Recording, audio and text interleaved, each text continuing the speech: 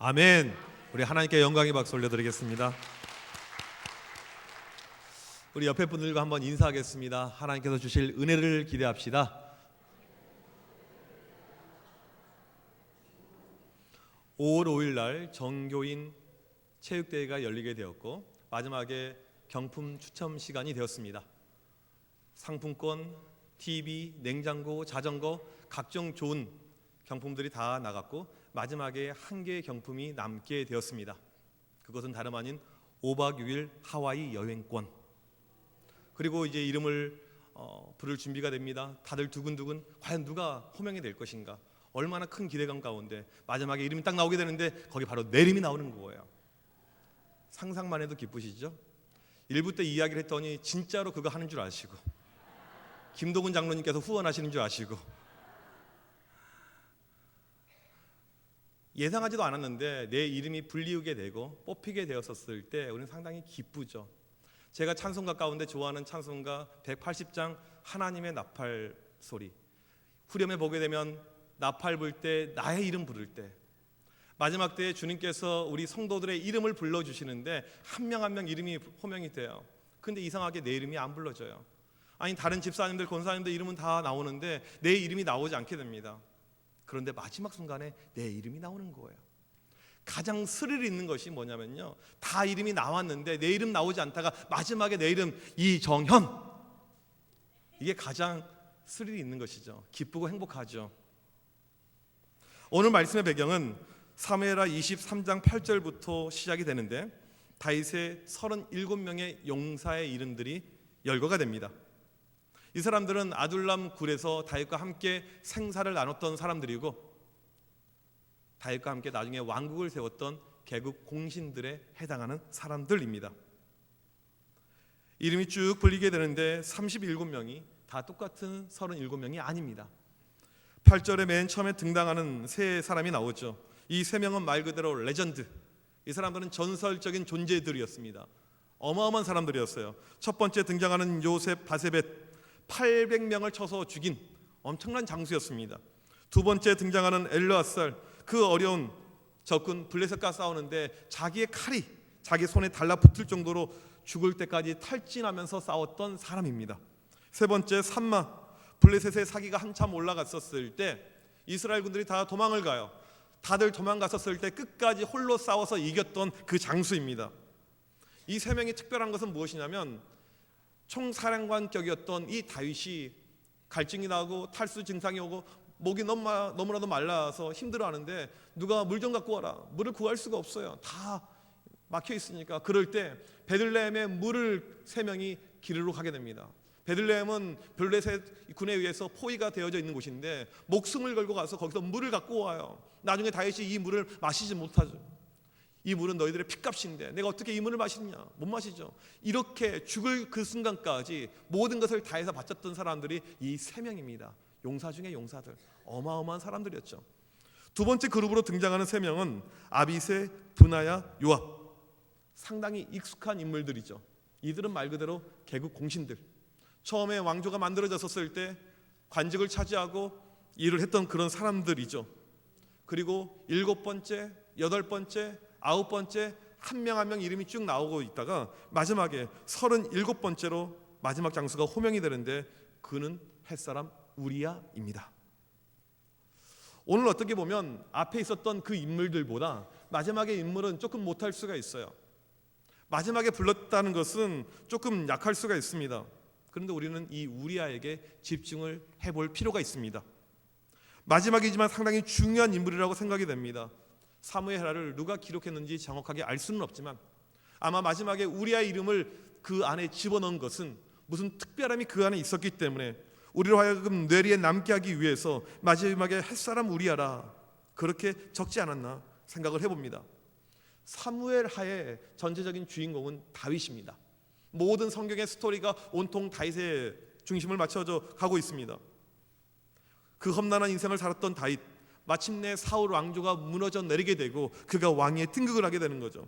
사무엘하 3장 1절 말씀, 다윗은 점점 강하여집니다. 계속해서 번성하게 되어 이스라엘 전체 통일 왕조를 드디어 이루게 됩니다. 사무엘하 5장 10절 말씀, 만군의 하나님 여호와께서 함께 계시니 다윗이 점점 강하여 가니라. 갈수록 강해집니다. 그 처절한 원수들, 절대 이길 수 없었다고 생각했던 원수들, 블레셋까지 그들은 이기게 되고 빼앗겼던 법궤도 가져오게 됩니다. 그리고 이스라엘 역사상 어떠한 누구도 한 번도 생각해 본 적이 없었던 하나님의 집을 지어야겠다, 그 마음이 다윗에게 든 것입니다.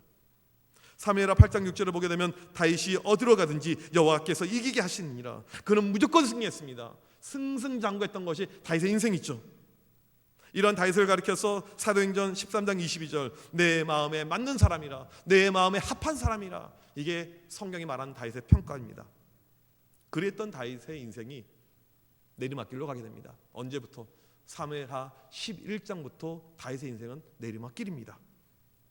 사무엘하 11장에 무슨 사건이 나오냐면 다윗이 우리아의 아내 밧세바를 취한 사건이 나옵니다.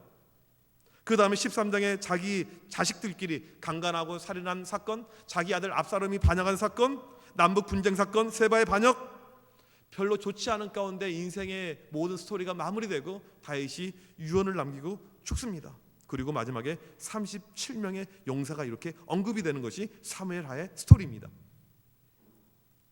어찌 보면 다윗의 인생의 마지막 길, 그 시작이 사무엘하 11장 우리아의 아내 밧세바를 취한 그 사건이었는데, 왕으로서 한 여성을 취한 것, 그렇게 큰 스캔들이 아닐 수가 있는데 성경은 그냥 넘어가지 않습니다. 밧세바가 다윗의 후궁이 되었는데 성경 어디에도 다윗의 아내 밧세바라는 표현은 없습니다. 하나님이 인정하지 않은 거예요. 자기 권력을 가지고 남의 아내를 빼앗았는데 성경은 끝까지 우리아의 아내라고 주장을 합니다. 심지어 마태복음 1장에 예수님의 족보가 등장하는데 거기에조차도 우리아의 아내 밧세바라고 등장을 합니다. 끝까지 우리아 이름이 등장을 해요. 어떠한 학자는 이스라엘 고엘 제도를 설명하면서 고엘은 죽은 자를 대신해서 친족이 후사를 낳아주는 것인데, 그렇게 볼 때 다윗이 밧세바를 통해서 취한 아들 이 솔로몬은 다윗의 아들이 아니고 우리아의 아들이다 라고까지 해석을 하는 학자가 있습니다. 이러한 내용을 볼 때 우리는 우리아가 딱하다, 불쌍하다, 안타까운 죽음이다 라기보다는 무엇인가 그에게 특별한 부분이 있지 않을까, 무엇인가 그 사람 우리가 그냥 쉽게 넘어갈 수 없는 다른 부분이 있지 않을까, 그런 생각을 할 수가 있는 것이죠. 그래서 우리가 이 우리아를 조금 깊게 볼 필요가 있는 것입니다. 성경은 우리아를 헷 사람으로 묘사를 합니다.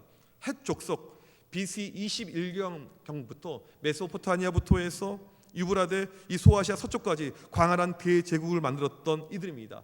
역사에 보게 되면 히타이트족이라고 나오죠. 터키의 조상이 되는 헷 족속, 이들이 히타이트 족속입니다. 성경에 보게 되면 창세기부터 이들이 등장해요.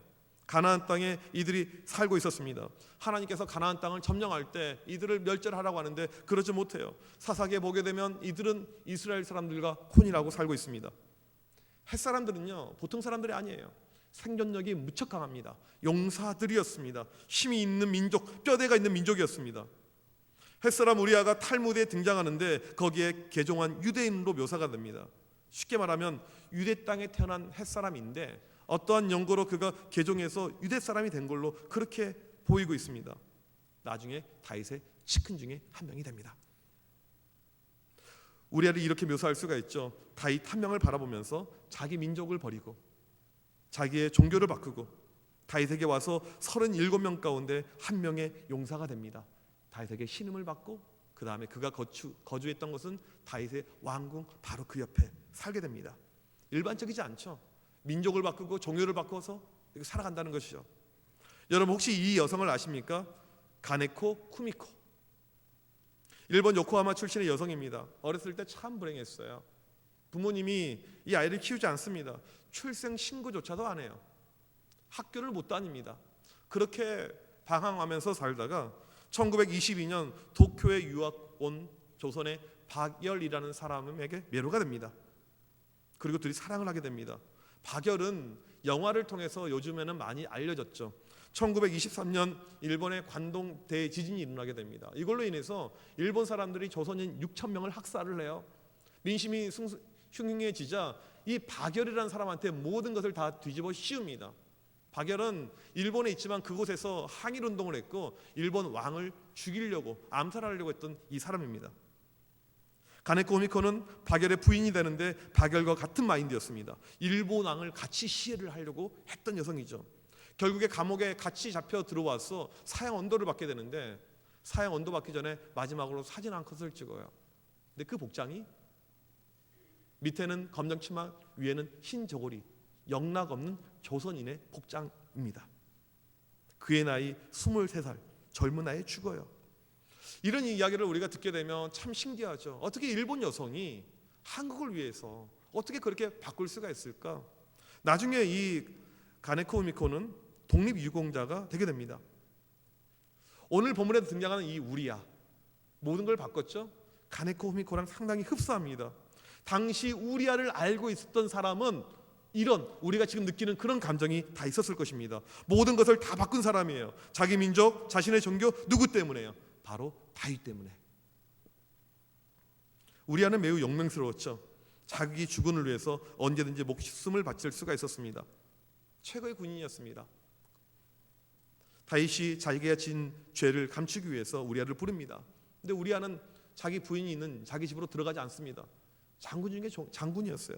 부하들이 여기 있는데 제가 어떻게 갑니까? 부하들이 지금 목숨 걸고 전쟁하는데 제가 어떻게 거길 갑니까? 마지막에 우리아를 죽이기 위해서 다시 친서를 보냅니다. 요압 장군에게 보내는 거예요. 우리아를 앞에 보내서 혼자서 죽게 만들어라. 이 친서를 보냈죠. 최근에 히브리 대학에서 공부를 하고 온 신진 학자에 의하면 당시 우리아는 그 친서에 자기의 운명이 적힌 것을 직감했다라고 그렇게 주장을 합니다.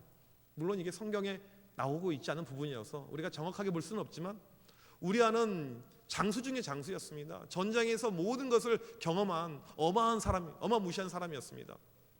홀로 앞에 가서 죽게 되는 이 광경 직감했을 것입니다. 무엇인가 잘못됐구나. 아, 내가 더 이상 왕에게 필요가 없구나. 내가 왜 이런 죽임을 당하지? 충분히 그런 마음, 그런 생각이 그에게 있을 수가 있었을 거라고 생각이 됩니다. 아무튼 그는 죽는 그 순간까지 자기의 죽은 다윗 왕을 위해서 충성을 다했습니다. 인간적으로 볼 때 그의 죽음은 딱한 죽음입니다. 참 재수가 없다 이렇게 생각이 되죠. 아니 그렇게까지 했는데 다윗을 좋아하고 존경해서 자기 민족을 버리고 종교를 버리고 이렇게까지 했는데 어떻게 이런 일이? 내 부인을 뺏겼고요. 내 부인이 다른 남자의 아이를 임신했고요. 결국 그 사람에 의해서 내가 죽임을 당하게 됩니다. 세상에 불쌍해도 우리아처럼 불쌍한 사람이 있을까? 이런 생각이 충분히 들고 남을 것입니다. 인생을 살아도 어떻게 그렇게 살까? 너무 미련한 인생이 아닐까? 너무 답답한 인생이 아닌가? 왜 그렇게 슬프게 그렇게 살다가 갈까? 그런 느낌이 우리아에 있는 것이죠. 우리가 주변에 보게 되면 간혹 이런 사람을 보게 됩니다. 안타까운 인생들. 아니 왜 인생을 그렇게 살까? 너무 FM으로 살아서 너무 곱고 정직하게 살아서 맨날 피해보고 그러다가 허무하게 가버린 그런 인생들. 그런 사람이 우리아인 것이죠. 그런데 성경은 우리아를 불쌍하다고 한 번도 묘사하지 않습니다.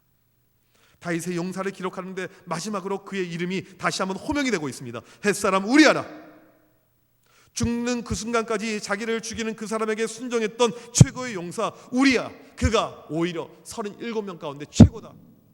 제가 이 말씀을 묵상하는 가운데 저는 그러한 느낌을 받았습니다. 하나님이 보실 때 이 우리아는 그냥 보통 평범했던 불쌍하게 끝난 인생이 아니고 하나님이 보실 때 용사직의 용사 VIP는 바로 우리아였다. 저는 그런 느낌을 받았습니다.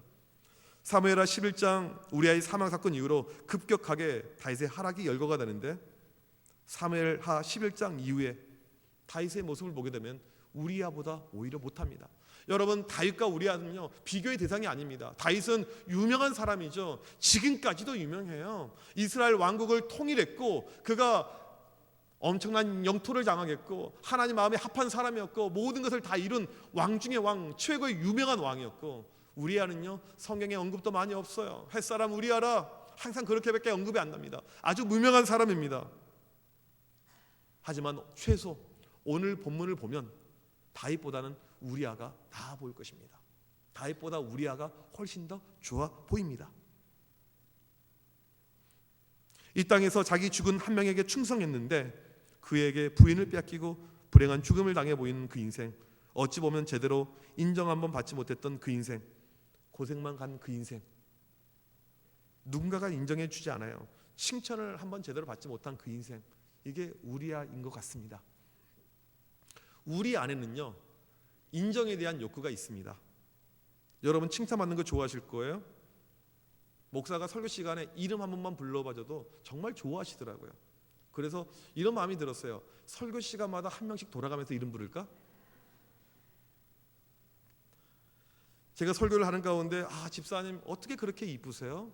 집사님 어떻게 그렇게 믿음이 좋으세요? 집사님 정말 신앙의 모습도 너무너무 좋아 보이는데 다른 분들이 집사님처럼만 믿음 생활하면 좋겠어요. 집사님 정말 대단해요.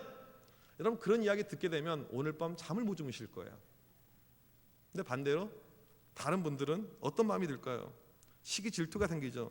목사님은 우리를 안 좋아해. 우리 같은 사람들은 별로 안 좋아해. 대번에 그 이야기가 나올 것입니다. 여러분 저에 대해서 어떠한 기대감을 가지고 있습니까? 제가 먼저 말씀드리는데 저에 대해서 기대를 하지 마세요. 저는 여러분들이 생각할 만큼 그런 어떤 기대에 찬 사람이 절대 아닙니다. 제가 어떤 가지고 있는 그 어떤 기질들, 특징들을 보게 되면 저는 모든 게 상당히 빨라요. 공부도 상당히 빨리 끝냈고요.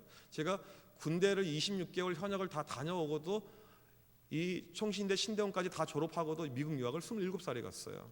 상당히 빠르게 모든 것을 진행했죠. 제가 다 빨리 했는데 딱 한 가지, 아이만 늦게 낳았어요.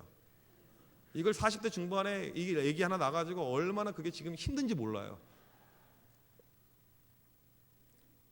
저는 사람을 잘 기억하지 못합니다. 잘 파악도 잘 못해요. 상당히 그게 느려요. 지난주에 우리 고향에 있는 이 삼송 지역에 있는 우리 교훈 가정 이사 신방, 개업 신방을 갔습니다. 기도를 해주는데 이제 그 가정의 축복을 빌면서 간절히 목사가 기도를 해줘. 기도가 끝났는데 느낌이 싸해요. 다른 사람 이름을 부르면서 기도를 한 거예요. 식구의 그 집 자녀들까지 다 다른 사람을 부르는 거예요. 그 언니네 가족 이름을 다 불렀어요. 아마도 그 언니네가 훨씬 더 축복받을 행동을 한 것 같습니다. 제가 이런 사람입니다. 그 정도 수준밖에 안 돼요.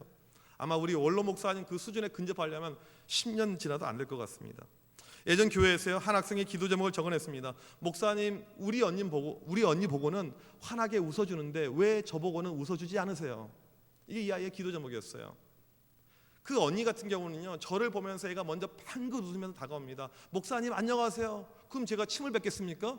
같이 인사를 하죠. 안녕 반가워. 근데 걔한테 인사를 하려고 하면요 애를 도망가요. 인상을 찌푸리고 있습니다. 인사를 할 수가 없는 것이죠. 학생들이 이 정도 서운함을 느끼는데 교인들이 얼마나 서운함을 느낄까 이런 생각을 해봅니다. 여러분 일개 목사가 알아주는 것, 인정받는 것 그게 귀하고 특별할까요? 여러분 우리 청암교회에서 유명해지고 잘나가고 직분받고 모두가 알아주면 이게 신앙생활 잘하는 길일까요? 신앙생활은요 누군가에게 인정받기 위해서 해서는 안 됩니다. 사람에게 인정받기 위해서 우리가 신앙생활을 해서는 안 돼요. 믿음 생활은 누군가에게 잘 보이기 위한 것이 아닙니다. 사람들은 몰라요. 하지만 하나님은 아십니다. 아무도 일하지 않으려고 하는 주방에서 홀로 묵묵히 일하는 그 모습 하나님은 아세요. 추운 날 주차장에서 쓸쓸히 안내하는 그 모습 주님이 아십니다. 교회 주변을 다니면서 홀로 쓰레기 줍고 있는 그 모습 주님께서 보고 계십니다. 교회 봉사를 다 회피하는데 늘 홀로 그 자리 지키는 그 모습 주님이 아시죠. 집이 멀어요. 그럼에도 불구하고 수요일날 와서 같이 기도하고 새벽을 깨며 같이 기도하는 그 모습 주님께서 보고 계십니다. 주님이 알면 됐지 무엇을 더 필요할까요? 제가 저희 교회뿐만 아니고 저희 한국교회 보면서 조금 제 마음에 이렇게 와닿지 않는 부분이 한 가지 있는데 뭐냐면 주보를 보면요 저희 교회뿐만이 아니고 우리나라 교회들은 대부분인데 헌금하는 분들 이름이 쭉 명단이 나와 있습니다. 제가 미국에서 유학할 때 미국 교회들 쭉 다녀봤는데 미국 교회는 어떠한 교회도 하나도 없어요. 왜 그들은 없고 우리는 있을까요? 인정 욕구죠. 솔직히 말씀해서 인정 욕구입니다. 우리는 인정해 줄 때 그치 인정은 받았지 헌금했네 또 이런 것만 주보에서 항상 보시는 분들도 계세요. 그렇다고 당장 없앤다는 건 아닙니다.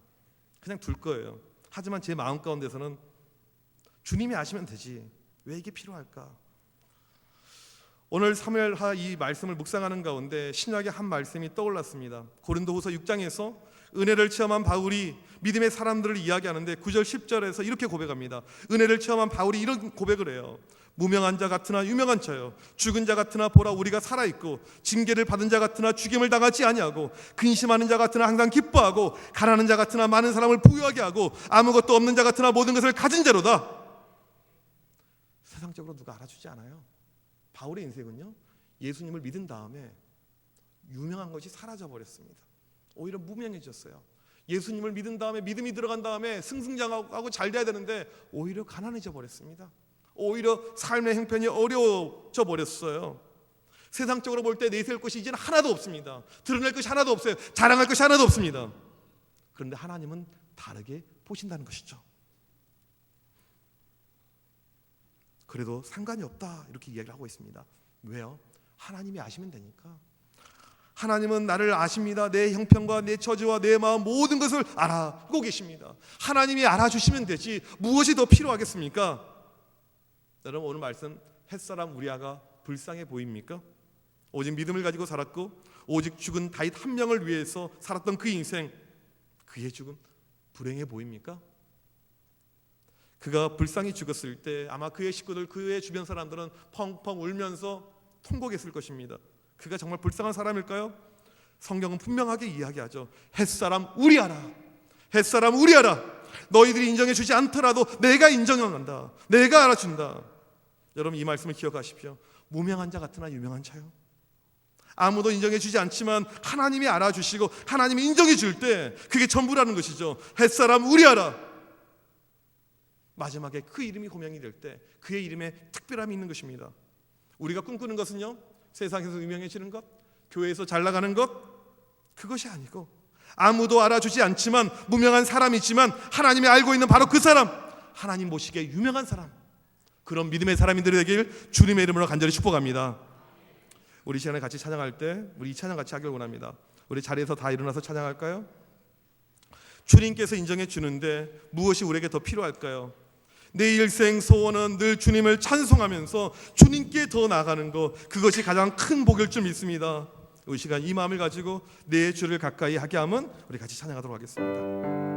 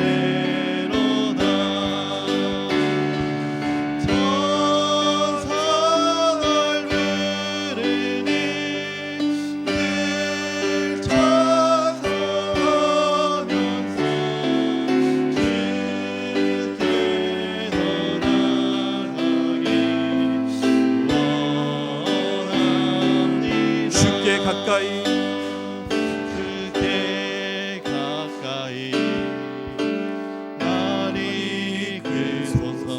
간절히 주님만을 원합니다.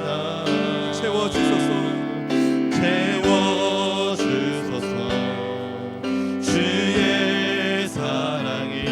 진정한 찬양 진정한 찬양 드릴 수 있도록 주께 가까이 주께 가까이 날 이끄소서 간절히 주님만을 원합니다. 채워주소서 주의 사랑을 진정한 찬양 드릴 수 있도록 목마른 나의 영혼 목마른 나의 영혼 주를 부르니 나의 맘 만져 주소서. 주님만을 원합니다. 더 원합니다. 나의 맘 만져 주소서. 목마른 나의 영혼 목마른 나의 영혼 주를 부르니 나의 맘 만져 주소서. 주님만을 원합니다. 더 원합니다. 나의 맘 만져 주소서. 우리 시간 잠시 심하여 기도하겠습니다. 세상이 인정해 주지 않고 어떠한 누구도 알아주지 않더라도 괜찮습니다. 하나님이 알아주시면 됩니다. 햇사람 우리아라. 그 이름이 얼마나 거룩해 보입니까? 하나님이 알아주시고 하나님이 인정해 주실 때 그 믿음이 참 믿음이 되는 것입니다. 하나님, 내 믿음이 하나님만 바라보는 주만 바라보는 그러한 믿음 되게 하여 주시옵소서. 사람이 아닌 주님께 인정받는 그러한 믿음을 나에게 주시옵소서. 우리 시간 이 기도 제목 가지고 기도하시고 우리 올로 목사님 기도하시고 10% 우리 기도 바치겠습니다. 기도하겠습니다.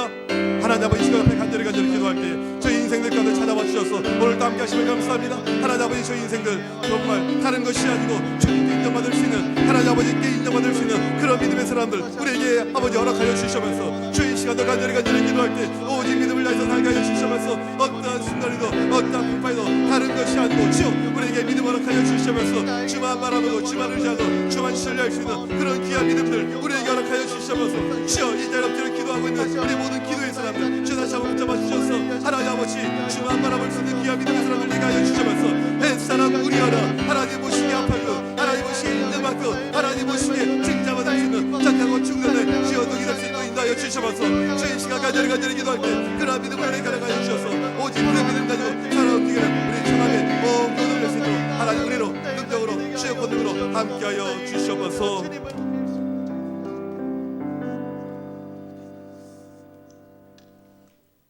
우리의 목자장 예수 그리스도의 무한하신 은혜와 외아들 아끼지 아니하시고 주실 뿐만 아니라 온갖 좋은 것을 우리에게 허락하시는 하나님의 극진하신 사랑하심과 임마누엘 성령님의 교통하심이 고람되어 하나님 앞에서 인정받기로 다짐한 우리 모든 성도들 가운데 영원토록 함께 있을지어다.